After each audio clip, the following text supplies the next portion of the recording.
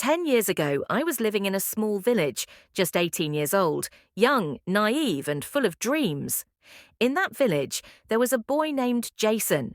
He was handsome, and many girls were drawn to him. I was one of them. At 23, Jason was a few years older than me, but that didn't matter. I thought he was kind-hearted and good-natured, even though others spoke ill of him. My mother warned me to stay away, saying Jason wasn't a good person. My aunt agreed, calling him trouble, but I refused to listen. I loved him deeply. One Saturday night, our village hosted a dance party, and my friends and I were excited to attend. My mother wasn't happy about it. She said it wasn't safe, but after begging her and promising to stay with my friends, she reluctantly agreed, though she remained anxious. At the party, there weren't many people at first, but as the evening went on, more arrived, and Jason showed up. The moment he walked in, he smiled at me, and my heart raced.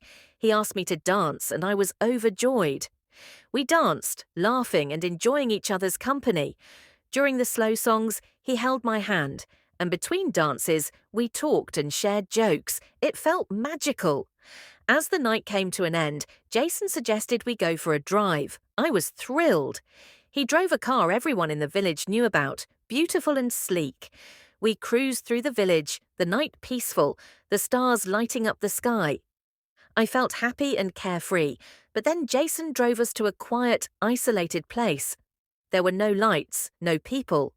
He stopped the car and turned to me. He moved closer, trying to kiss me.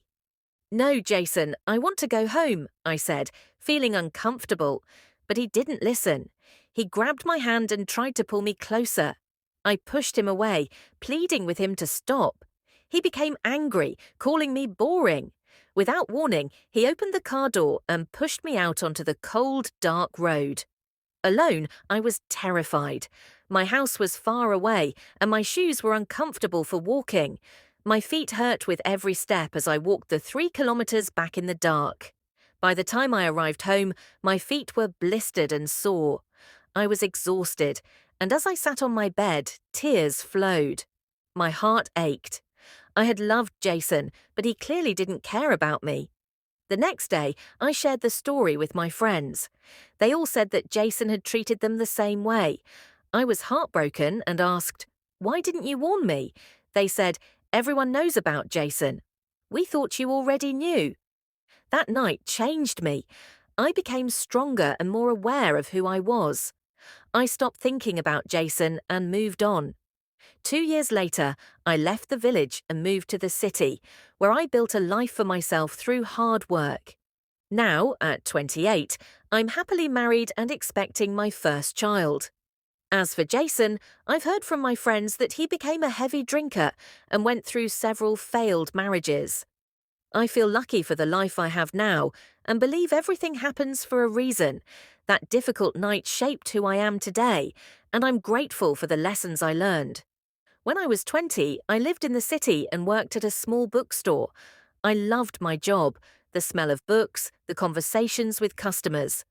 One day, it began to rain, and without an umbrella, I took shelter under a tree, waiting for the rain to pass. Suddenly, a man appeared with a large red umbrella. "Do you need help?" he asked, his smile warm and kind. I nodded, grateful, and he walked with me to the bookstore. His name was Daniel, and he worked in an office nearby. Before he left, he asked, "Would you like to meet again sometime?" I smiled and said, "Maybe." The next day, Daniel returned to the bookstore and bought a book. Then he came back the day after and bought another. Soon, he came every day, and we started talking about books, movies, and life. Daniel had a way of making me laugh, and slowly I started to like him. One day, he asked, "Would you like to go for coffee?" I agreed, and we went to a small cafe near the bookstore. He told me about his family, his younger sister whom he adored, and his dreams of traveling the world. I shared about my own family too, how I was an only child and missed my parents, who lived far away. We started spending more time together, visiting the park, going to the movies, and even exploring museums. I was happy, but then one day Daniel stopped coming to the bookstore. A week passed, then two. I grew worried, wondering where he was.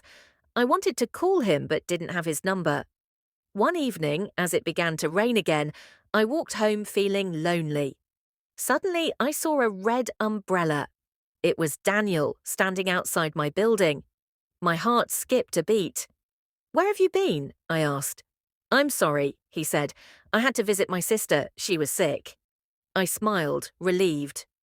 "I'm glad you're back," I said. He held the umbrella over me and said, "Let's go for a walk." Together, we walked in the rain. The streets glistened in the wetness, and the city lights sparkled. I felt warm inside as we